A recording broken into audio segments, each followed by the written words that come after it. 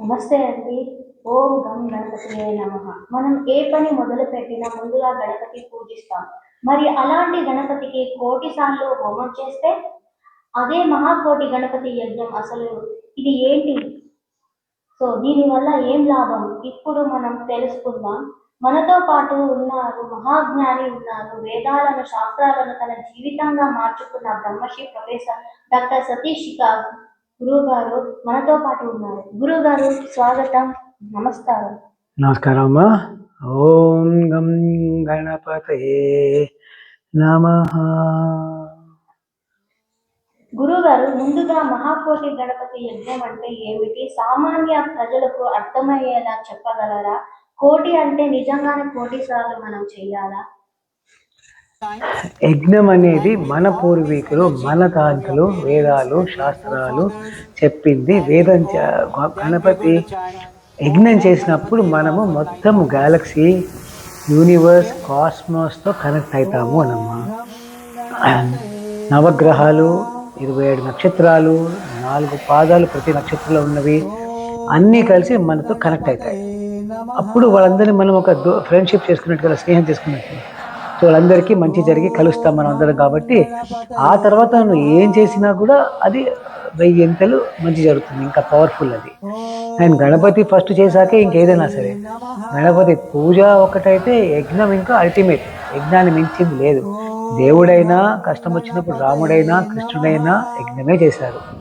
So మనం వాళ్ళ దగ్గర నుంచి చూసి మనం కూడా నేర్చుకోవాలి. మన పూర్వీకులు రోజు చేసేవారు, మనం ఏమో అంత మానేసాం కదా, 2-3 తరాలు మానేశారు.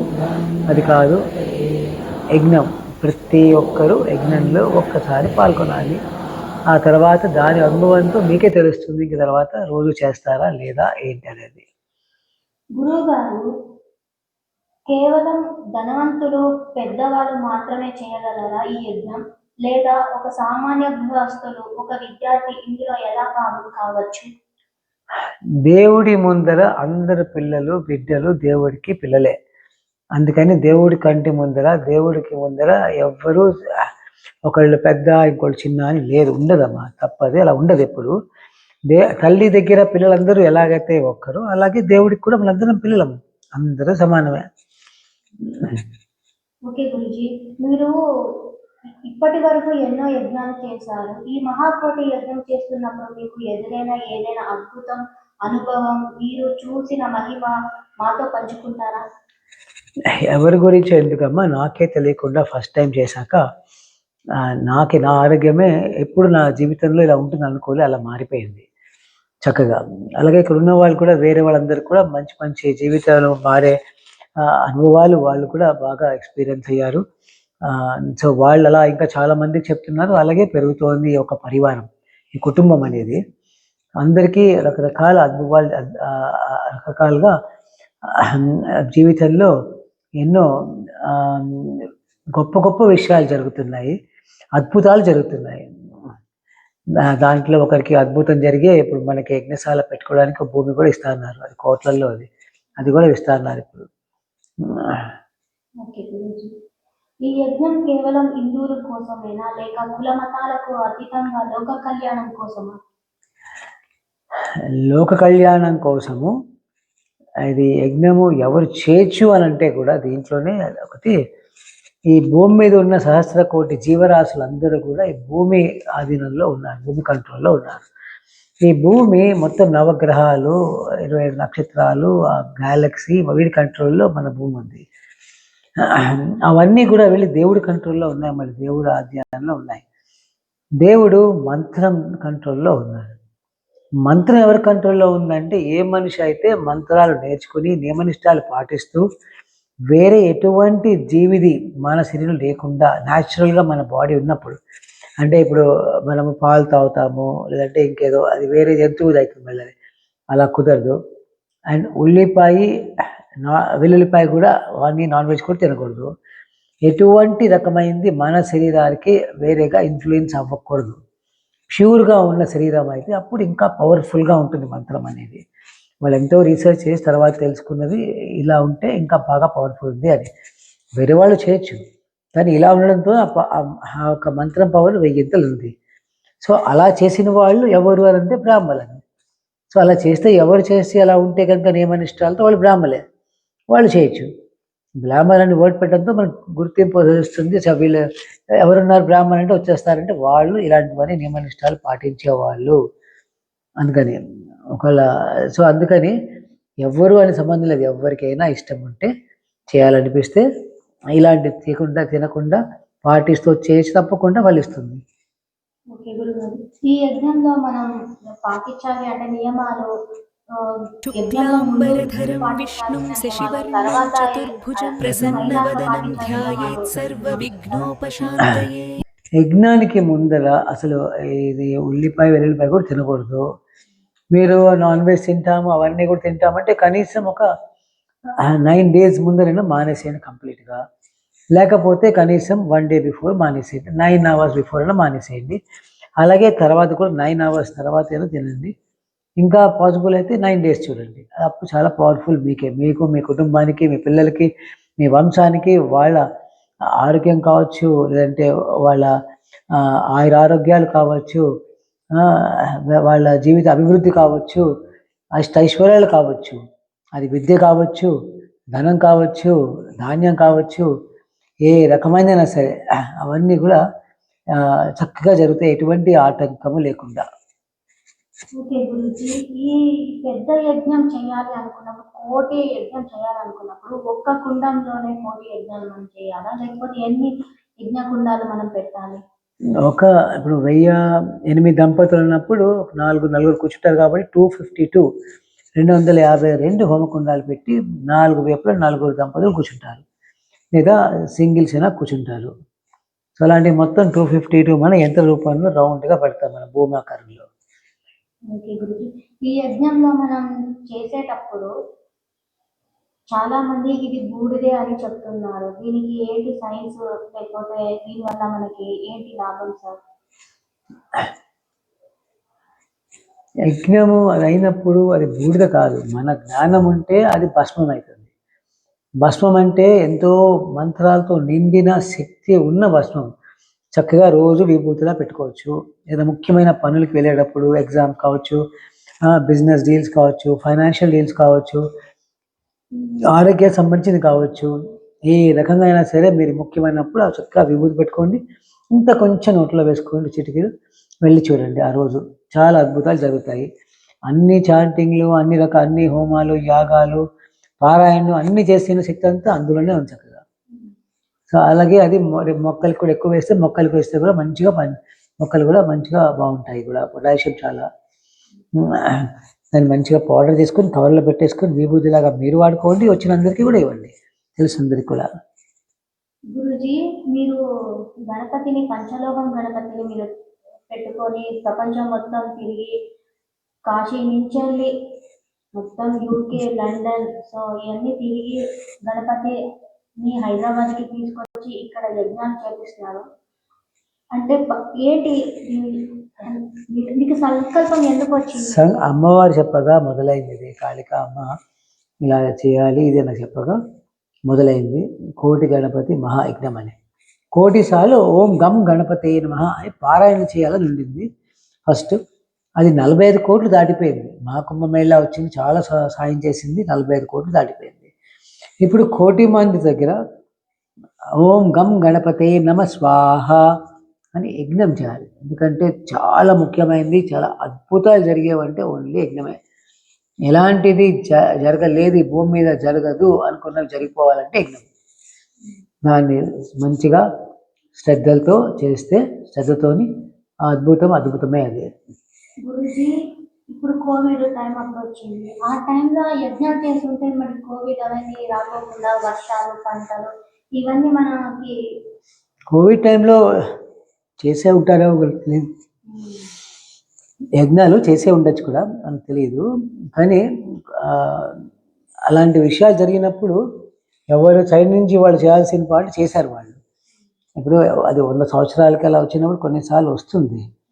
ఆ టైంలోనే మనం అందరము ఒకటిగా అయ్యి భూమి మీద జీవరాశులందరూ, మనుషులందరము సరిగా ఉంటే కనుక ఒకళ్ళొకళ్ళు సాయం చేసుకోవడానికి, లేని వాళ్ళకి ఏం లేదో చూసి ఇవ్వడము, అలా చేసుకుంటే మనకే మంచిదా. సో ఆ టైంలో కూడా ఎంతోమంది చేసే ఉంటారు కాబట్టి ఆ 2-3 yearsలో పోయింది. లేకపోయింటే ఇంకెంతో ఉండేది కదా నష్టం, జీవ నష్టం. గురూజీ ఇప్పుడు మనం యజ్ఞ దేవుడు డైరెక్ట్ గా తీసుకెళ్ళి గణపతికి ఇస్తారా? మన అందులో ఏమి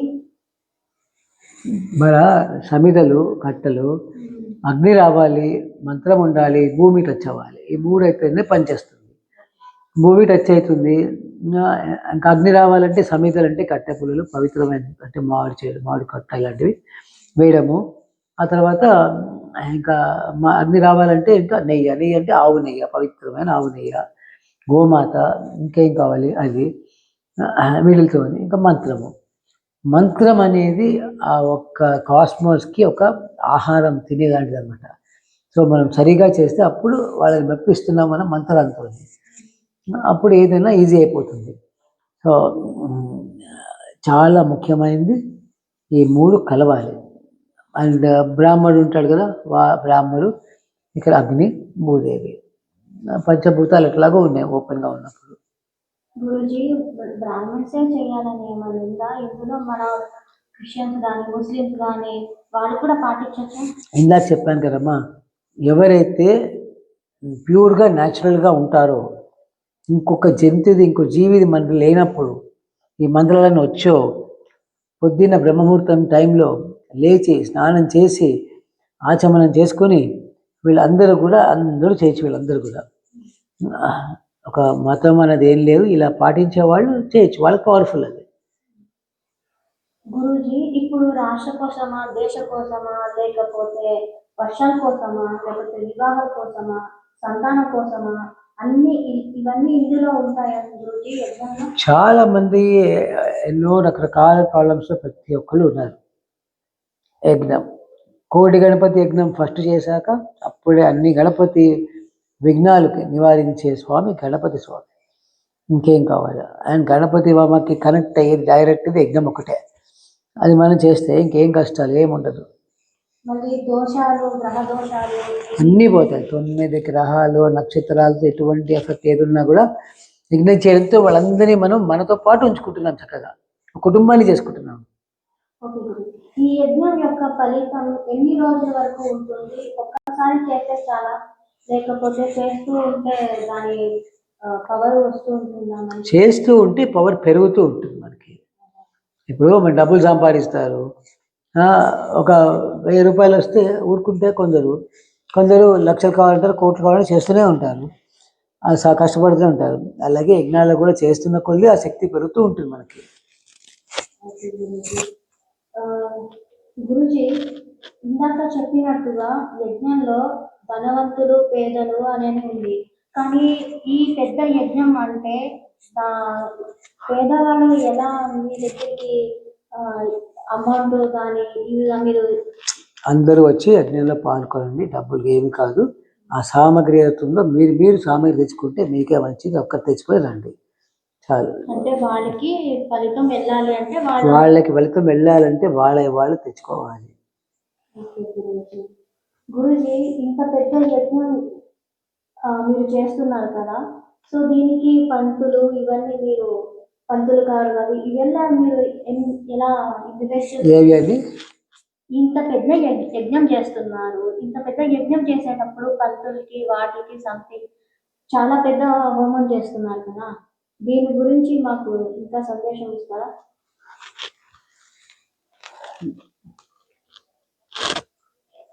ఖర్చులు అవేమీ చూడకండి, బేసిక్ అయితే మెయిన్ కావాల్సింది అగ్ని. మంత్రం పఠించాలంటే అది కొంచెం పాటించండి. అగ్నికి కావాల్సినవి మెయిన్గా నెయ్యము, వరి పేలాలు, అటుకులు చాలు తీసుకొస్తే చేసుకోవచ్చు. మిగతాది ఏం చూడకండి, రండి మేము సాయం చేస్తాం, అందరం కలిసి చేసుకుందాం. ఇది నాది కాదు, మనం కలిసి చేద్దాము. మనం ఇవన్నీ కూడా ఇవాళ మనం మొదలు పెట్టట్లేదు, మన పూర్వీకులు ఎప్పుడో మొదలు పెట్టారు, ఎన్నెన్నో తరతరాలు చేశారు, 100,000 సంవత్సరాలు. మనం ఓన్లీ దాన్ని కంటిన్యూ చేస్తున్నాం అంతే. సో వాళ్ళందరిది కూడా మనలో నిండి ఉంటుంది, మనతో పాటు జరుగుతుంది. ఇంకా గురుజీ యజ్ఞంలో చివర పూర్ణాహుతి అంటే ఏమిటి? దాన్ని చూస్తే ఎందుకు అంత పుణ్యం వస్తుంది అంటారు? పూర్ణాహుతి ఫైనల్గా దేవుళ్ళకి, కాస్మోస్కి, అందరికీ కూడా ఒక ఫుడ్ అనమాట. అది నాకు ఒక భోజనం ఆహారం తీరుస్తున్నాము, ఒక అమ్మవారు పెట్టాక అమ్మవారి ద్వారా చేస్తున్నాము అంతా కూడా. సో అమ్మవారి దీవెనలు కావాలి అని అంటే పూర్ణాహుతి చేయాలి. పూర్ణాహుతిలో పూర్ణ ఆహుతి ఇలా అన్నీ కూడా పెట్టిస్తాము. సో మనకున్నవన్నీ కూడా పోతాయి, అన్ని రకాల కష్టాలు పోయి మంచి రోజులు వచ్చేసి కొన్నిసార్లు పూర్ణాహుతి చేసినప్పుడే వానలు మొదలవుతాయి కూడా. అసలు అంత పవర్ఫుల్ ఉంటుంది కూడా అది. గురూజీ, చివరిగా మమ్మల్ని చూస్తున్న లక్షాది మంది భక్తులకు, యువతలకు మీరు ఇచ్చే సందేశం ఏమిటి గురువు గారు? ప్రతి ఒక్కరూ మా గణపతి కోటి గణపతి మహాయజ్ఞంలో పాల్గొనండి ఒక్కసారి, మీకే తెలుస్తుంది అద్భుతం. మేము అనుభవించాం కాబట్టి చెప్తున్నా, పంచుకుంటున్నా. ఆ తర్వాత మీ కళ్ళకి ఎవరు కనిపిస్తే వాళ్ళు, చెవులకి వినిపించిన వాళ్ళందరికీ మీ సాయశక్తుల మీకు ఎంతైతే అంత మీ ఫుల్ ట్రై చేసి వాళ్ళు ఆరోగ్యాలతో హెల్త్ అండ్ హ్యాపీనెస్తో ఉన్నారా లేదా, లేకపోతే వాళ్ళు ఉండేట్టుగా ఏం చేయాలో అది చేయండి. Make sure that whoever your eyes can see, your ears can hear, they are healthy and happy and prosperous. గురువు గారు, మీ అమూల్యమైన సమయాన్ని మాకు కేటాయించి మహాకోటి గణపతి యజ్ఞం గురించి ఇంత చక్కగా వివరించినందుకు మీకు హృదయపూర్వక ధన్యవాదములు. నమస్కారమ్మా.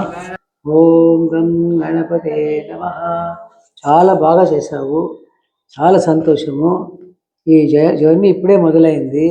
నీలాంటి ఇంత దేవీలు, ఆ దేవుళ్ళందరూ నీలో ఉండి మంచిగా పలికించేసి ఈ యొక్క భూమిలో ఇప్పుడు అవసరము ఈ టైంలో ఈ మహత్తర పుణ్య కార్యక్రమానికి దేవుడు నిన్ను ఎంచుకున్నందుకు చాలా సంతోషం. చాలా థ్యాంక్ యూ గురూజీ.